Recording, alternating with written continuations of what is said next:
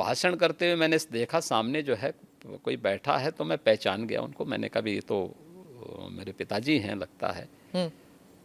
वो सभा के बीच में बैठे हुए थे।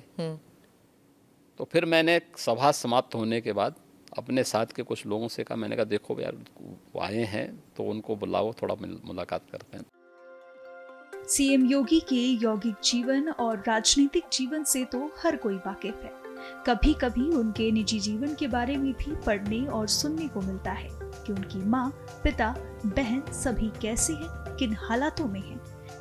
लेकिन क्या आप जानते हैं कि एक मुख्यमंत्री बनने के बाद माता पिता और बहन के साथ योगी आदित्यनाथ का संबंध कैसा रहा? पिता को भीड़ में देखने के बाद हुई मुलाकात का जिक्र करते हुए योगी आदित्यनाथ क्या कहते हैं, सुनिए। जब वो आपसे मिलने आते थे, आप उस वक्त चीफ मिनिस्टर थे, तो वो एक आम नागरिक की तरह आते थे, सीएम के पिता के रूप में नहीं आते थे। नहीं, यहाँ वो कभी नहीं आए। वो मुझसे मिलने के लिए, मेरी एक बार उनसे मुलाकात हुई थी नजीमाबाद में, और नजीमाबाद में मैं एक चीनी मिल के उद्घाटन में गया था। तो भाषण करते हुए मैंने देखा सामने जो है कोई बैठा है, तो मैं पहचान गया उनको। मैंने कहा भी ये तो मेरे पिताजी हैं लगता है। वो सभा के बीच में बैठे हुए थे। तो फिर मैंने सभा समाप्त होने के बाद अपने साथ के कुछ लोगों से कहा, मैंने कहा देखो यार वो आए हैं तो उनको बुलाओ, थोड़ा मुलाकात करते हैं। तो तब मेरी मुलाकात हुई थी। हाल ही में मां के साथ हुई मुलाकात और संवाद को लेकर सीएम योगी ने बात की। जब आप घर छोड़ के निकले थे, अभी हाल ही में हमने देखा एक फोटो आपने ट्वीट किया था और वो वायरल भी हो गया था, जब आप अपने माता से मिलने गए थे, तो उस वक्त आपको कैसा लगा जब आप गए थे? देखिए, मैं कई वर्षों के बाद गया था जी। मेरे पिताजी का जो है देहांत 2020 में हो गया था। मैं उससे पहले उनसे या अपने परिवार के लोगों से कई वर्षों से नहीं मिल पाया था। संजोग से कोरोना कालखंड प्रारंभ हो चुका था, लॉकडाउन प्रारंभ हो चुका था, तो उनके अंतिम संस्कार कार्यक्रम में मैं भाग नहीं ले पाया था। आपके पिताजी के? हाँ। तो मुझे जब गत वर्ष अवसर मिला था तो मैं अपनी माँ से मिलने के लिए ज़रूर गया था। तो स्वाभाविक रूप से एक माँ और पुत्र के बीच में जो संवाद होने चाहिए वही संवाद वहाँ पे हुआ। वहीं सांसारिक जीवन छोड़कर एक योगी का जीवन जीने के दौरान उनकी बहन की क्या हालत हुई थी, सीएम योगी ने इसको लेकर भी बहुत कुछ कहा। साथ ही उन टिप्पणियों पर भी बात की जो उनकी बहन को लोगों से सुनने को मिली। आपकी छोटी बहन जो है, उन्होंने एक इंटरव्यू में कहा था कि 30 साल उन्होंने आपको राखी नहीं बांधी।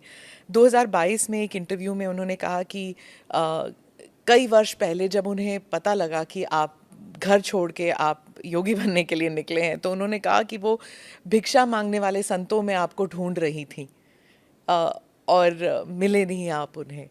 बहुत मुश्किल हुआ होगा ना उन्हें? देखिए, ये सबके जीवन में आता है, लेकिन मुझे लगता है कि इन चीज़ों को हमें जो है केवल अपने स्वयं के स्मरण के लिए रखना चाहिए, और स्वाभाविक रूप से सबके जीवन में आता है।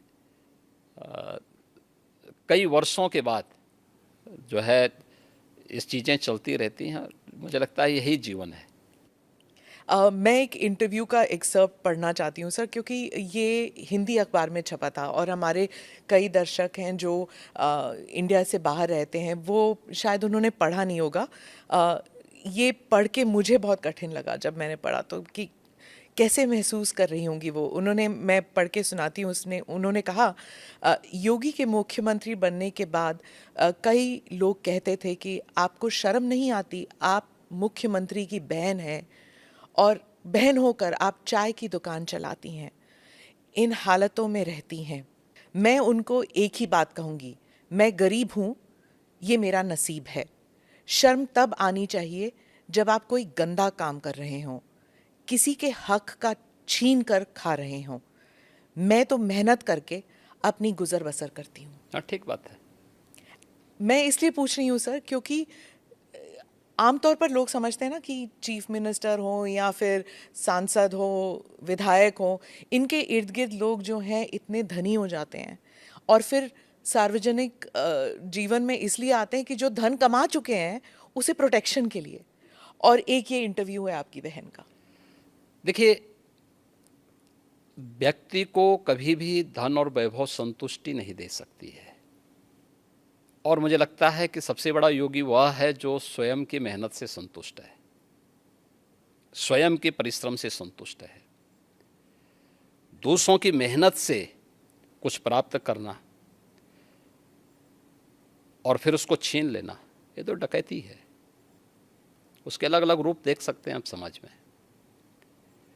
और मुझे लगता है सबसे निंदनीय कर्म यही है। और यही अंतर है एक योगी और एक सांसारिक मनुष्य में।